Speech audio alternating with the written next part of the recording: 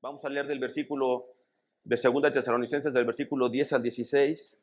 Oramos, te explico, profundizamos y ahora sí arrancamos con el sermón. Dice así: vosotros sois testigos y Dios de cuán santa, justa y irreprensiblemente nos comportamos con vosotros los creyentes.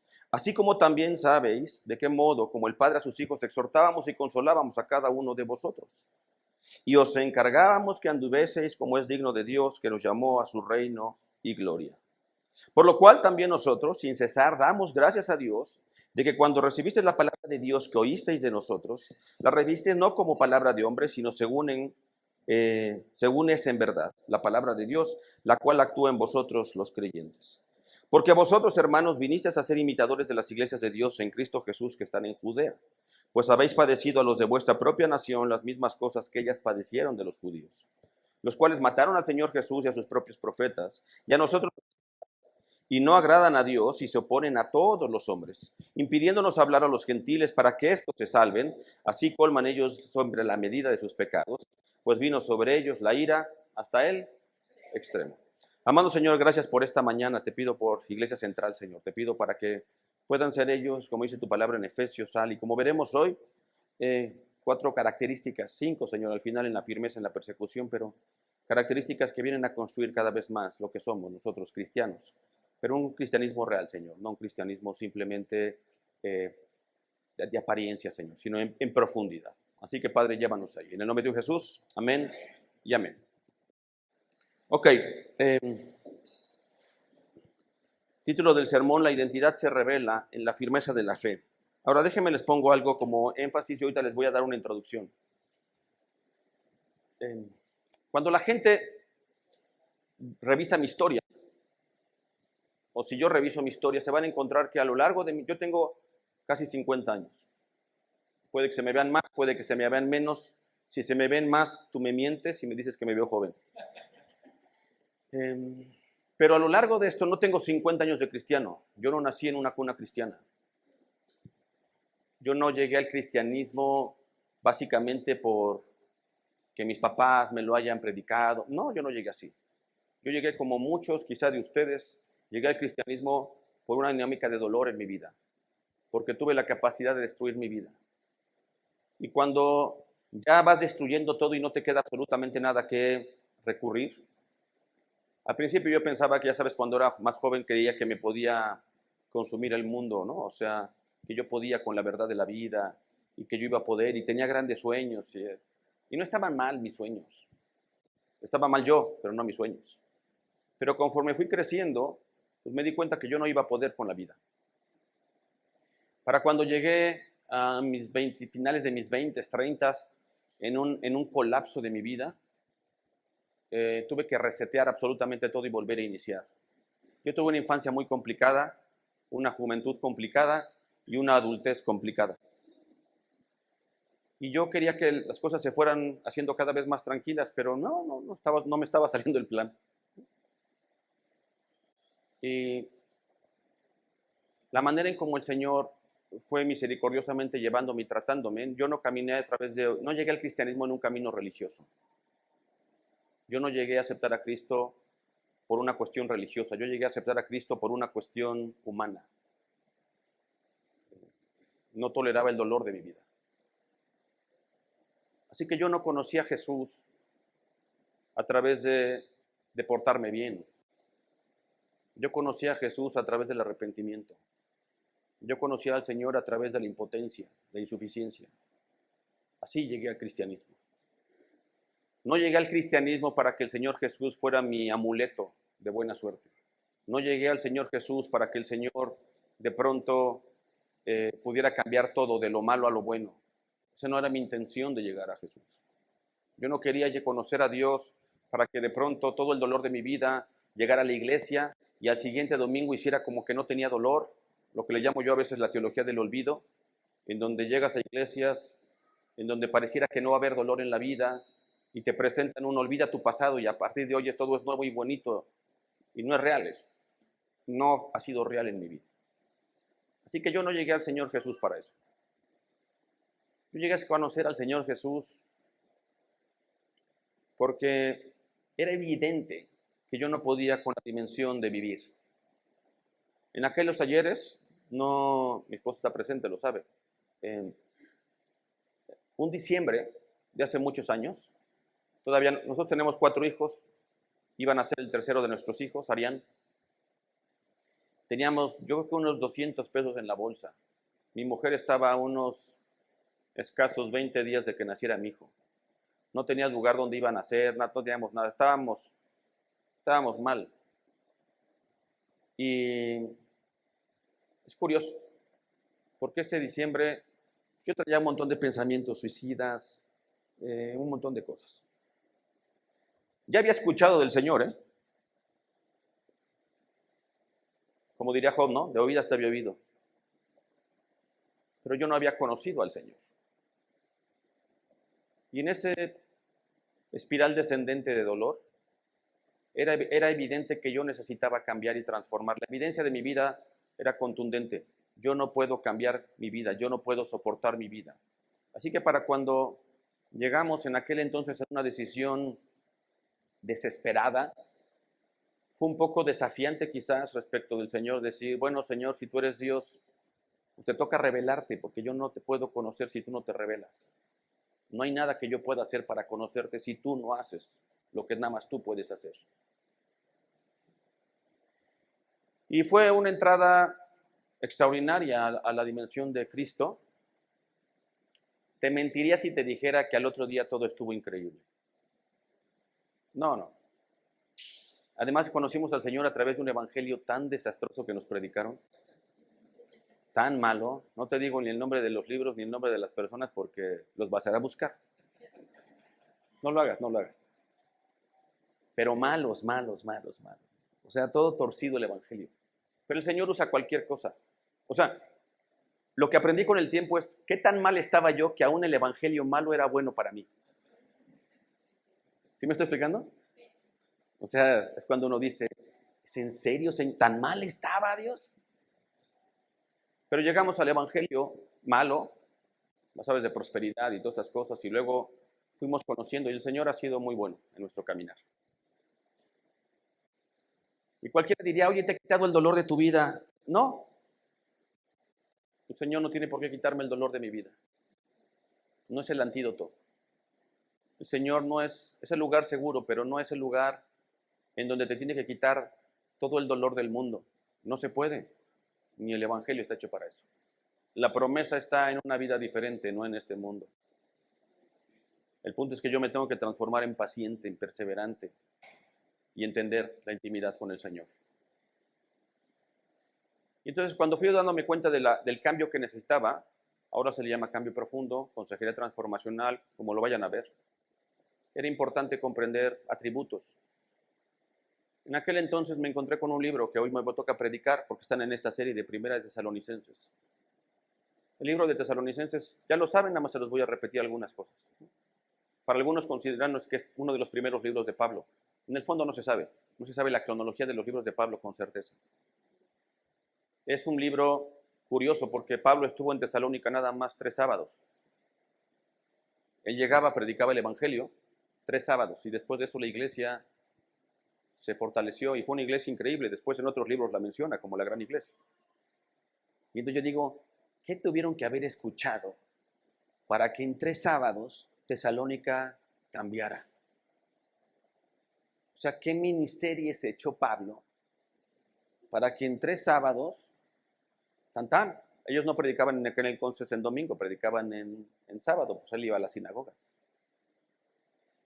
Pero cuando uno va dándose cuenta es que Pablo, pues reconoció cosas extraordinarias. Y en el evangelio se van a dar cuenta que Pablo tiene al principio en los evangelios 12 apóstoles, ¿no? Después muere Judas, los apóstoles intentan poner otro, pero no se puede, y después Jesús llama a Pablo. Pero cuando uno ve conocer a Jesús, todos los apóstoles conocieron a Jesús de hombre a hijo de Dios. O sea, fue un caminar de judío al hijo de Dios. Y entonces para cuando se van dando cuenta de yo soy el hijo del hombre en términos de Marcos, en Mateo, etc., esta cronología, los apóstoles del rabí, a ser hijo de Dios les costó mucho trabajo entenderlo. Pablo no. O sea, como los demás conocieron de Jesús vivo a la cruz, pues Pablo no lo conoció así. Es el único de los apóstoles que lo conoce del Jesús resucitado a la cruz.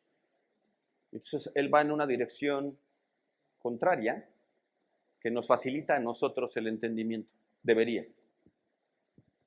Cuando estás en Tesalónica, es una iglesia extraordinaria porque va a hablar de la fe, ese es el capítulo 1. Y entonces, de los 5 capítulos que tienes en ese sistema, los primeros 3 van a tener con doctrina. La recepción de la fe, capítulo 1, el crecer de la fe, capítulo 2, la firmeza de la fe, capítulo 3, y los últimos en doxología. Para cuando llega uno al capítulo 2, ya lo predicó mi buen Jesús el domingo pasado, esta forma de hacer ministerio en la iglesia. Y hay una serie de atributos ministeriales. Se puede tomar desde elementos de masculinidad o feminidad. El tema es por qué estamos aquí hoy. Puedes estar aquí en la iglesia porque tienes la tradición de venir los domingos. Puedes estar aquí porque estás buscando algo. No sé si necesariamente sabes qué estás buscando, pero a veces sabemos que estamos buscando algo. ¿Por qué estamos aquí en una iglesia en donde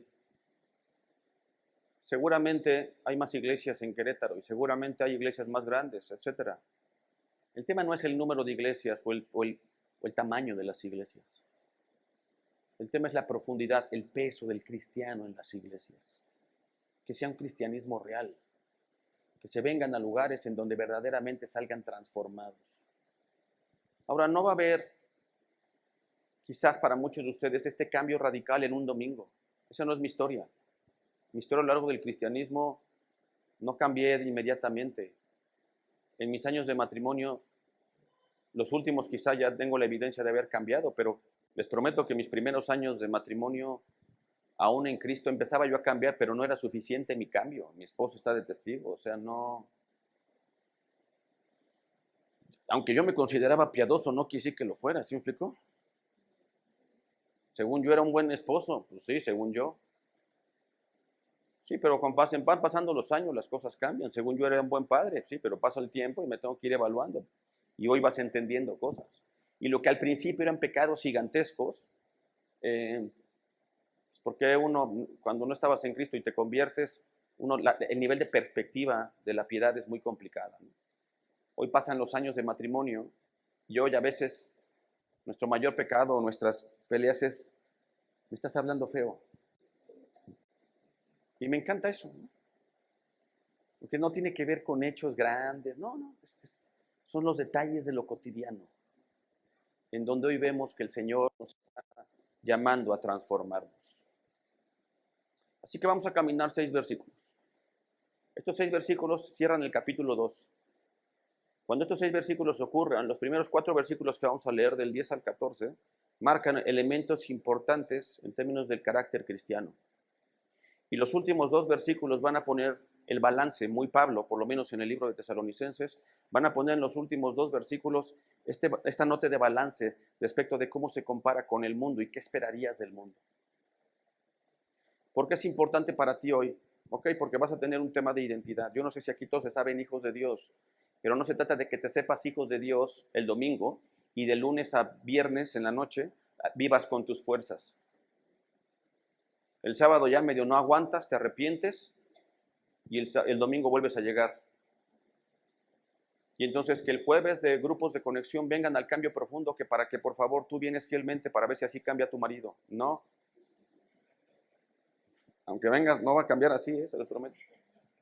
Pero ven. ¿Por qué? Porque tenemos que irnos dando cuenta qué significa cambiar y hacia dónde cambiamos. ¿Estamos? Así que la identidad se va a revelar en la firmeza de la fe. Entonces vamos a caminar varios elementos. Número 1, ¿qué es esto? ¿Cómo se revela y cómo se mantiene la firmeza de la fe? Espérenme, porque yo estoy rayando y no aparece, ahorita va a aparecer. Porque si no rayo, se van a perder. Lo voy a leer en Reina Valera 1960, tú lo puedes leer en otra Biblia o la que tú tengas ahí y vamos a ir haciendo cosas. Lo primero que está marcando es un elemento en donde vamos a encontrar cuestiones de conducta. Las de conducta son: vosotros sois testigos y Dios también. Fíjense esto, de cuán santa, justa y reprensiblemente nos comportamos con vosotros los creyentes. Tienes tres atributos que presenta Pablo, que él dice: hey, nosotros nos estamos comportando, y ustedes lo saben, y Dios también, cuán santa, ¿qué más?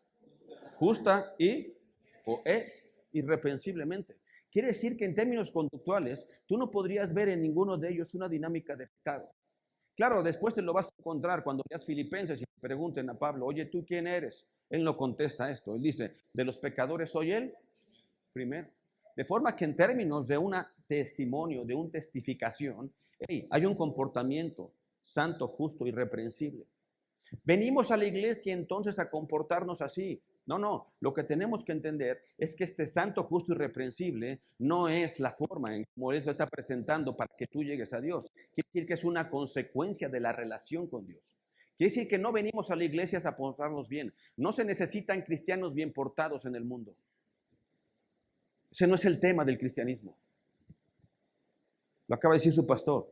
Se ocupan cristianos fieles.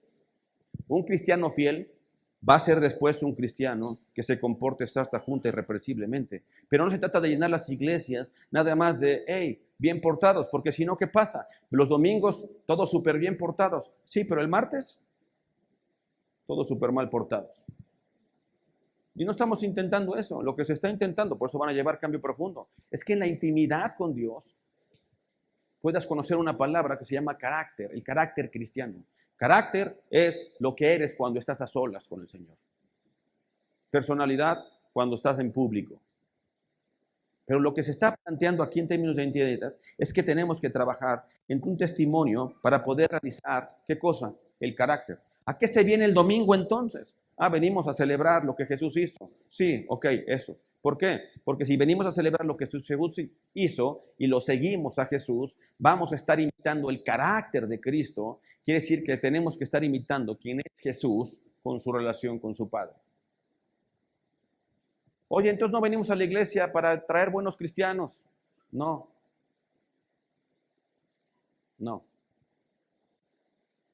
Romanos 1 diría: ¿quién de aquí es bueno? De hecho, es un riesgo si nos comportamos o que nos creemos buenos. El testigo es otra cosa. Vosotros sois testigos y Dios también. Sí, me comporto santa, justa y reprensiblemente. Sí. Hay un cristianismo real. Sí. Pero no se está refiriendo a que vengas los domingos como cristiano y que de lunes a viernes vayas siendo tú quien eres. Porque entonces vamos a vivir dos personalidades. Ahora, ¿cuál es el problema para los jóvenes? Los jóvenes están educados en las dobles personalidades. Si eres, lo voy a llamar así, ¿no? Si resurgiste en la pandemia es un problema serio.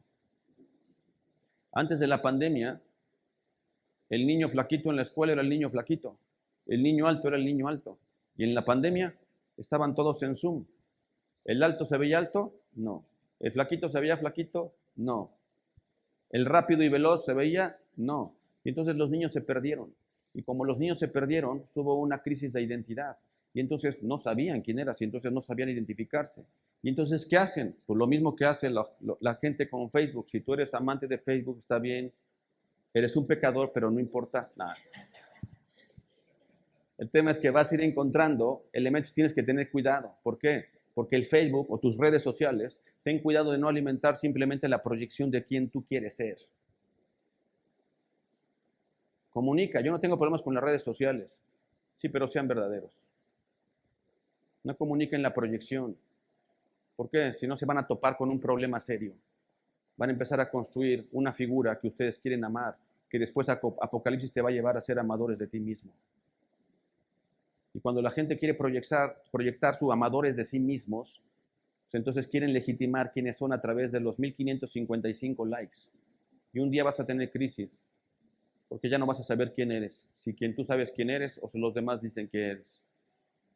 Y lo importante, según este versículo, es: ¿y quién dice Dios que eres? Si tú te vas al psicólogo, te vas a encontrar cosas. El psicólogo te va a decir cuál es tu verdad. Y vas a trabajar con él tu verdad. Va a estar incompleto. Después vas a ir con un filósofo y el filósofo te va a contestar la pregunta de qué es la verdad. pero va a estar incompleta la respuesta. Y luego un día vas a llegar a la Biblia, a la teología, y en la teología se descubre quién es la verdad. Porque para nosotros la verdad no es un concepto, es una persona y se llama Cristo. De forma que cuando yo te digo, ¿quién es tu verdad? Va a haber un tema que vas a tener que ir entendiendo y cuestionando todos los días. Todos los días nos levantamos intentando ser alguien. No sé qué te levantes tú, pero intentamos eso. Ser reconocido, ser un buen padre, ser esposo, si eres soltero, conseguir un esposo, una esposa, tener trabajo, mejorar la vida. Estamos en búsqueda todos constantemente de algo. Nada más que ese algo tenemos que irlo descifrando poco a poco para saber qué haces. Porque es importante, a mi parecer, venir los... Fue lo que me convenció de Cristo. Se me hace, porque eres cristiano, es el mejor argumento que me he encontrado y pasé por todas las religiones que te puedas imaginar. No es un tema dogmático. No es porque así es el Señor y es la verdad y así está. No, no, no. Cuando uno lee la Biblia es un tema de una fe lógica. Es el mejor argumento. Porque cuando comparas el cristianismo con budismo, cristianismo con psicología, cristianismo, por mucho las categorías teológicas de la Biblia son mucho más inteligentes. Nada más que te tienes que relacionar con el Señor para poder ir entendiendo la Biblia, porque si tú la agarras al principio va a ser un libro súper complejo.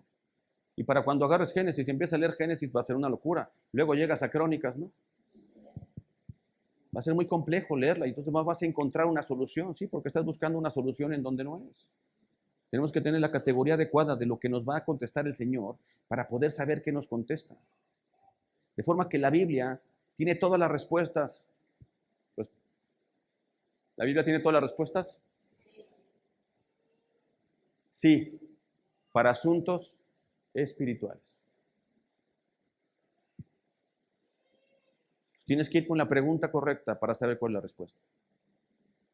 Porque si se te descompone tu carro y quieres buscar el versículo de dónde arreglarlo, no lo vas a hallar.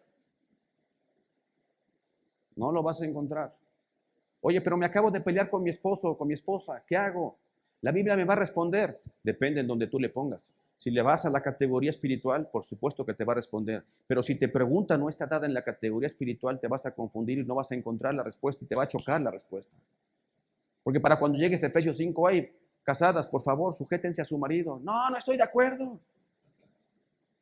¿Cómo? Si mi marido está haciendo tal cosa. Y vas a tener razón, así que tienes que ir al capítulo 5, versículo 1, en donde diga, primero todos estamos sujetos a Cristo. ¿Qué significa? En la entrega de la vida. Quiere decir que entonces la categoría espiritual se va a dar. Para cuando dice, hey, ustedes son santa, justa y irreprensiblemente me he conducido, no está hablando de categorías de comportamiento, está hablando de categorías espirituales. Una actitud santa, justa e irreprensible. Porque si lo ves en temas de comportamiento, es imposible que diga Pablo que se ha comportado todo el tiempo santo, justo e irreprensible, porque será la contradicción de Romanos 1 que él mismo escribió. Así que lo que está planteando es una categoría de carácter espiritual. Y lo que está diciendo es, oye, necesitamos, y ustedes lo saben, cosas más grandes de lo que los ojos ven. Tienes que ver con otras cosas que no sean tus ojos. Y Dios es testigo, y ustedes también, con otros ojos, cómo nos hemos comportado santo, justo y reprensiblemente. En la categoría espiritual hemos intentado predicar a Cristo. Pero si le mides por la conducta, le vamos a encontrar fallas a Pablo. Claro. Pues no es perfecto, lo único perfecto es Cristo. Pasas al versículo siguiente, versículo 11. Entonces, si tú vas viendo en las cosas, fíjate los temas en términos de conducta o de comportamiento que se vería. Cómo nos comportamos, eso se expresa, santo, justo y irreprensiblemente. En el siguiente, ¿de qué modo el padre a sus hijos? Dos conductas, exhortación y consolación. ¿Qué es lo que no se ve? Como el padre a su hijo. Quiere decir que Pablo toca elementos externos, elemento interno. El primero es un elemento de carácter. El segundo, ya no es un elemento nada más, es un tema de cuidado. El cuidado espiritual es un cuidado paternal. Cuidar a otros es hacernos cargo de los otros como si fueran nuestros hijos. Por eso la gente tiene que entender. A veces la gente me pregunta en la iglesia, ¿quieres crecer? ¿Te gustaría tener 1000 en la iglesia? No. No es que no me gustaría en términos de número, pero ¿qué?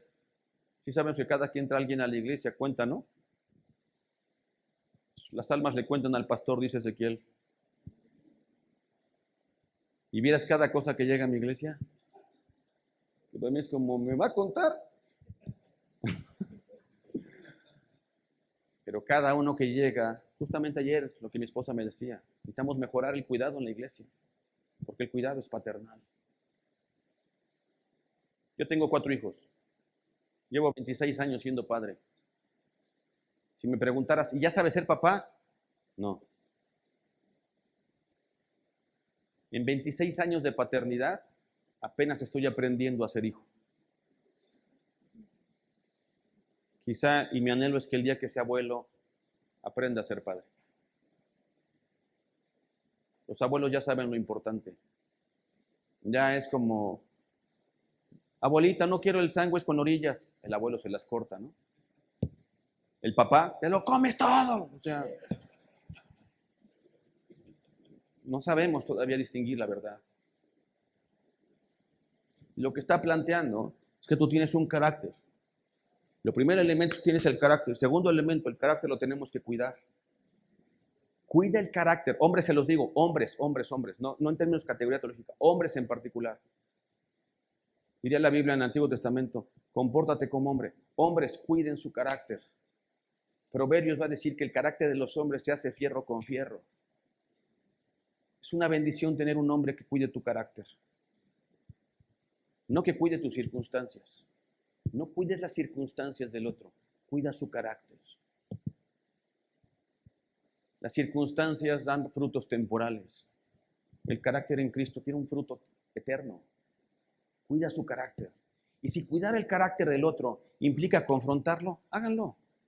Y si cuidar el carácter del otro es revelar su pecado, háganlo por amor a su alma. No es cómodo, no es súper incómodo. Hace poco en la iglesia, uno de las personas de la iglesia se mensajeó, un hombre, ¿verdad? Se mensajeó con una muchacha en una cafetería. Nos enteramos mi esposa y yo. Mi esposa y yo es como, ¿cómo? Y mi esposa es aguerrida de la fe.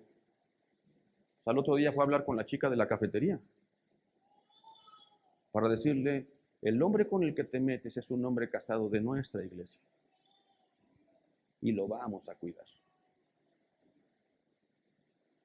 ¿No fue cómodo? Te lo prometo que no. Pero se cuida el carácter. Tienen que saber que eso es bueno. Claro que la persona se incomodó. Por supuesto que se incomodó. ¿Por qué? Porque se enteró, supieron. El tema no es que sepan.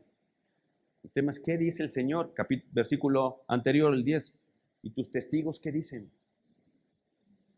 Así que, si yo agarrara hoy Iglesia Central y a cada uno les pidiera sus 3 testigos, ¿qué dirían? ¿Cómo les iría? ¿Santa, justa y irreprensibles? Vamos a pecar mucho. Una de las cosas que a mí me ha costado trabajo en el liderazgo es que, y miren que ya he intentado por años, es que a veces los hombres con los que me rodeo siempre tienen algo, una cola que les pisen. ¿Sabes a lo que me refiero? Como, ¿cómo no? Es tan difícil hacer que los hombres que rodeen no haya algo que les pueda reprimir. Es tan complicado. Eso es a lo que se refiere Pablo. Para poder llegar a ese testimonio, tienes que cuidar el carácter. Para cuidar el carácter, siguiente versículo. Viene de nuevo. Y les encargamos, verbo de conducta. ¿Qué cosa? Que andes. Este ya no es cómo, como es digno de Dios. Y que los llamó para su reino y gloria. Oye, ¿cómo le hago para andar digno como me es Dios, como me está llamando el Señor? ¿Qué es eso? Y entonces la gente dice, ¿crees que digno es portarte bien? No. Digno no es portarnos bien. Dignos es reconocer que somos dependientes de Cristo. Digno es reconocer que sin Él nada somos. Andar digno es reconocer que Él lo tiene todo, que sin Él nada somos. De forma que entonces tienes el carácter. Después vas desarrollando el cuidado del carácter. Y después, ese cuidado del carácter, hey, tómalo por andar digno, dependiente del Señor. Pero estás hablando de carácter, claro que sí, vas a andar digno, pero no se refiere a los domingos.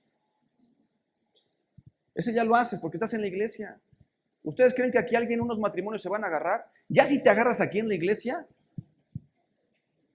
ya, es porque allá afuera estás dando con todo, ¿no? Pero cuando llegan aquí, ¿de qué se trata comportarse dignos? ¿Encontrar una iglesia para portarse bien? No. ¿Encontrar una iglesia para estar anónimo, escuchar y no pasar nada? No. ¿Encontrar una iglesia para juzgar a los demás? No. La iglesia es el espejo de nuestro interior. Uno viene a la iglesia para que puedas ver quién eres por dentro. Y entonces vas con el hermano y entonces, es que ese hermano no me cae tan bien. Es que se cree un montón. Es para que te revises. No, y es que ya viste a esa hermana, qué bárbara. Es para que te revises. De forma que en la iglesia uno tiene que relacionarse para ir viendo cómo es por dentro uno.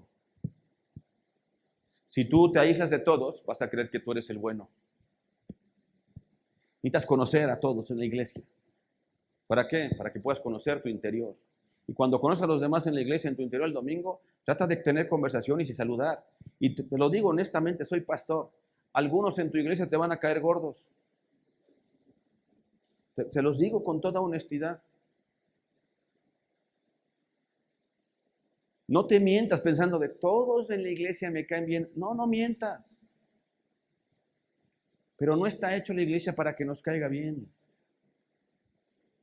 La iglesia está hecha porque si logras un día amar al que no te cae bien, empezamos a entender el cristianismo.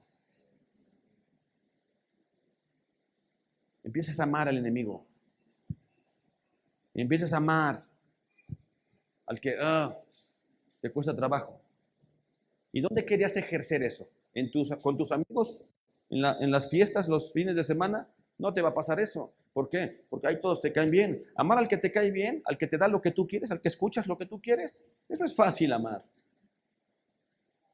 Ir a una iglesia en donde de pronto todos se lleven bien, pues eso es fácil de amar. Ir a una iglesia en donde hay choque, en donde hay conflicto, ahí no es fácil de amar. Para eso vamos a la iglesia. Para eso vamos a la iglesia. Es que no hay iglesia perfecta, afortunadamente no. Afortunadamente no. Así es que hay que andar digno. ¿Cómo? Ama. Ama al que no es como tú. Porque así el Señor nos amó. Nosotros para nada tenemos algo que darle a Cristo. Se los acaba de escribir su pastor. ¿Qué le damos a Cristo? Nada. Nada. Y aún así Él nos ama. Eso es lo que hacemos los domingos. Empezamos a amar, entender que amar, diría primera de Juan, es entregar la vida por alguien. Nosotros decimos en nuestra iglesia, amar es hacer nuestra vida más incómoda para que otro tenga más cómoda. Es amar. Oye, pero el que te cae mal, tú quieres su vida más incómoda. Hazle cómoda la vida al que te incomoda. No por ti, no por él. No se lo merece. No se lo merece. Pero por Cristo, vale la pena. Versículo siguiente. Por lo cual también nosotros, sin cesar, damos gracias a Dios. ¿De qué? De que cuando recibiste la palabra de Dios que oíste de nosotros, la recibiste no normal, la recibiste no como palabra de hombres, sino la verdad, la palabra de Dios, la cual, ¿qué cosa? Que nosotros los creyentes. De forma que tú y yo tenemos que ir entendiendo algo. La palabra de Dios actúa en aquellos en la que la creen. Oye, no creo en la palabra de Dios, pero quiero que actúe en mí. No se vale. Y la gente tiene que ir entendiendo el amor de Dios de maneras diferentes. Me he encontrado a lo largo de estos años, he dado seminarios de apologética en las escuelas, en misterios y más cuestiones, y todos me ayudaban y me decían como, es que el Señor es amor, me tiene que amar. No, no te tiene que amar, pero te ama. Entonces, si me ama, ¿cuál es la diferencia? Digo, bueno, en la Biblia hay diferentes grados de amor. El Señor ama su creación, sí, es un amor filos en el griego, filial. Después en el Antiguo Testamento te vas a encontrar la palabra Jesé, es este amor incondicional pero extraordinario.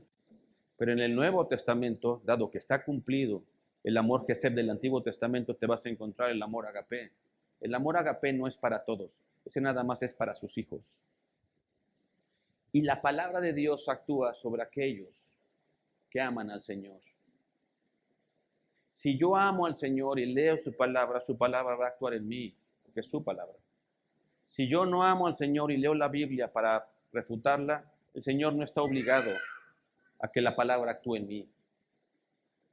Oye, pero la palabra no regresa vacía, es verdad, en aquellos en quien lo amo. De forma que entonces vas haciendo lo que está marcando Pablo, es una relación importante porque está diciendo, oye, tienes que tener un carácter, que tienes que cuidarlo en una manera paternal, que tienes que desarrollar una vida digna para que puedas amar en medio de alguien que te va a odiar, para que entonces puedas ser transformado y actuar. Fíjate hasta dónde llegó el actuar. Una vez que tengas el carácter, el cuidado, el amor a los demás, entonces dice que la palabra actúa. La gente quiere al primero ser transformados o quiere los beneficios antes de hacer las cosas. Eso no dice el Señor. Señor, cámbiame. Y tú ya estás intentando cambiar. Una de las cosas que van a ver en su libro de Cambio Profundo es un principio extraordinario. El Señor te va a pedir que cambies algo y no vas a poder cambiarlo. De forma que el Señor te pide que para que tú puedas cambiar, lo que te dice es, Señor, quiero hacer este cambio en mí. Quiero dejar de amar esto para poder ser cambiado y transformado. Y el Señor nada más nos pide eso. Ni siquiera te pide que tú lo haces. Él no dice que tú actúas, lo que dice es que Él actúa. De forma que cuando yo quiero dejar de amar algo que debo de dejar de amar, es cuando el Señor actúa. Pero si tú sigues amando las cosas que el Señor te dijo que dejes de amar, pues el Señor tendrá que tratarte tu corazón. Pero va de nuevo, no te confundas, porque no estoy diciendo que seas bueno. No estamos diciendo, según esta porción, que te tienes que portar bien. El cristianismo no se trata de conducta, el cristianismo se trata de identidad, de saber que somos hijos de Dios, escogidos, santos y amados, diría Colosenses 3.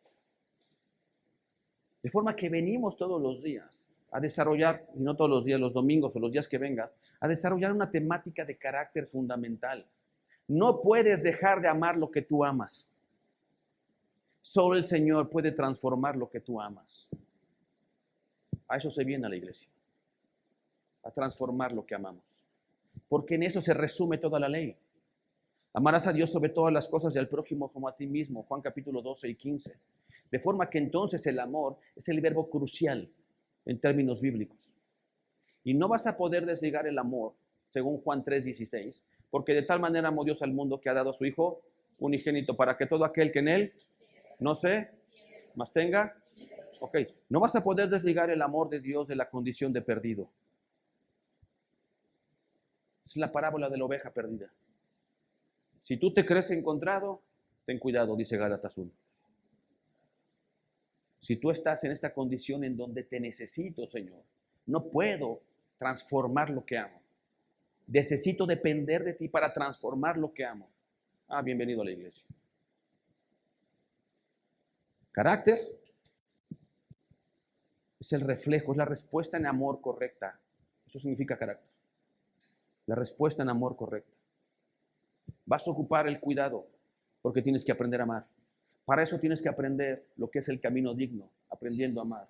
Para que entonces la palabra, cuando veas que no puedes amar como tú quisieras amar, diría Pablo en Romanos, la palabra actúa sobre nosotros. Y una vez que la palabra te transforma, ahora sí, Ustedes vinieron a ser imitadores de las iglesias de Dios en Cristo Jesús, que están en Judea. ¿Por qué? Bueno, porque somos imitadores, porque hemos padecido. Ahora sí, puedes amar al Señor y puedes imitarlo en sus padecimientos. Si alguna crisis en tu vida, esto me lo enseñó un pastor, se llama Neil. Hace unos años tenía yo problemas serios. Estaba pasando por sufrimiento importante y no entendía. Y Neil me dijo este mismo consejo que te voy a dar yo. Pues es uno de mis pastores. Y me decía, Jacobo, ¿estás sufriendo? Mucho. Estaba mal, fue un año muy difícil. Y él me decía, siempre es bueno pasar por los padecimientos de Cristo. Siempre es bueno. Te acercan más a Él. Te hacen admirarlo más. Porque en esta condición de sufrimiento, tú te das cuenta que no puedes, que lo necesitas. E intentar imitarlo te va a llevar a conocerlo más, para que puedas entender todo lo valioso que hizo Jesús en una cruz. Así que siempre es bueno pasar por los padecimientos de Cristo. No estoy diciendo que te vuelvas masoquista. Que no. Ni estoy diciendo que el sufrimiento malentendido. Primera de Pedro capítulo 4 te va a decir que tienes que aprender a sufrir. El sufrimiento bíblico es simple. Es llegar a la condición de límite de lo humano. Es cuando tus límites humanos llegaron a su... O sea, ya estás, no puedes más. Y entonces o Dios hace algo o tú no puedes. Llegar a ese punto es bueno. Llegas de dos maneras, diría el Salmo 119. ¿Llegas por la humildad de tú mismo ponerte ahí? ¿O llegas por la humillación? De todos modos, el Salmo 119 te va a decir, bueno es haber sido humillado. Porque te va a llevar al límite. A saber que tú y yo no podemos con nuestra vida. Cuando tienes esto, ahora sí, contraste. Dos últimos versículos. Contraste, padecimiento. ¿Cuál es el contraste del mundo? ¿Qué hicieron ellos? Mataron al Señor Jesús y a sus propios profetas. A Dios carácter, cero sistema autoritativo. ¿Y a nosotros qué cosa? Nos expulsaron. En lugar de amar al prójimo, ¿qué hicieron? En lugar de amar al enemigo, lo expulsaron. Y no agradan a Dios, es decir, no vivieron dignos, como es el llamado con Dios. Es decir, no aman como Dios. Y se oponen a todos los hombres. Entonces no están imitando al Señor Jesús. ¿Qué pasa con eso? Nos impidieron hablar a los gentiles para que estos se salven. Entonces, ¿qué querían ellos? Condenación. Así, contraste. Dos opciones tú tienes. Colman ellos siempre la medida de sus pecados, pues vino sobre ellos la ira hasta el extremo. Tienes dos peleas en la vida. O te peleas con el Señor o te peleas contigo. Tú eliges con quién. Mi sugerencia,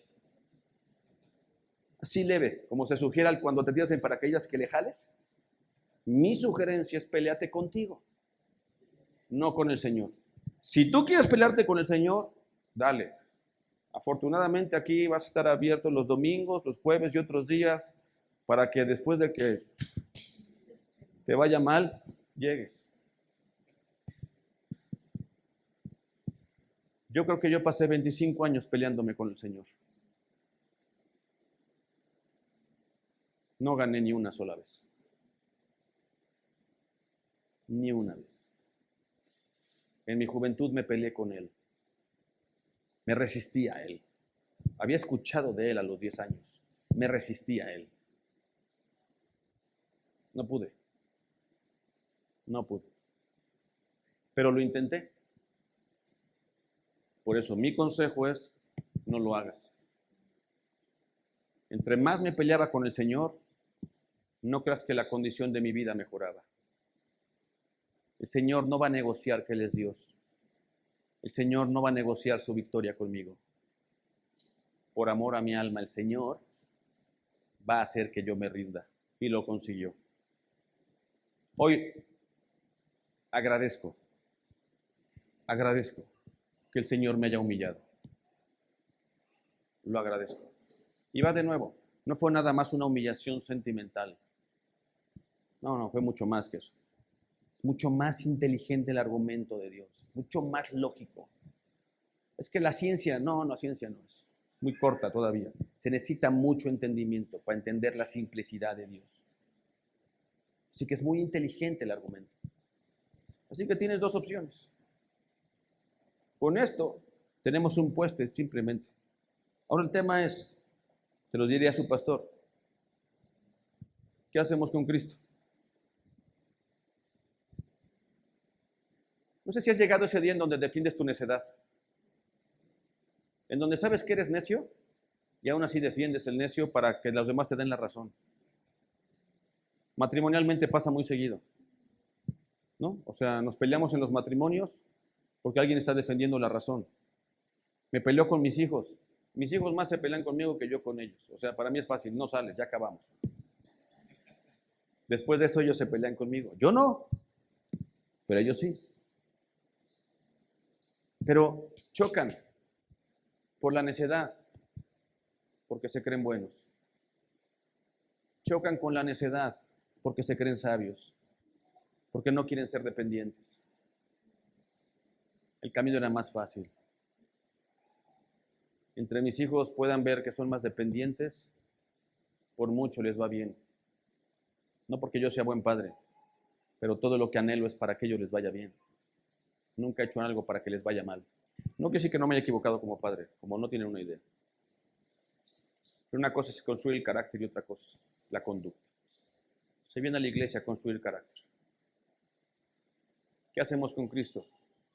Es el único que hay que modelar en carácter. ¿Cómo vamos a modelar algo que no conocemos? No se puede. ¿Qué hay que hacer?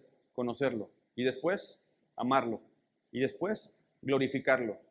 Y después, preséntalo al mundo. Este mundo necesita el carácter de Cristo. Santo, justo e irreprensible. Ese es Cristo.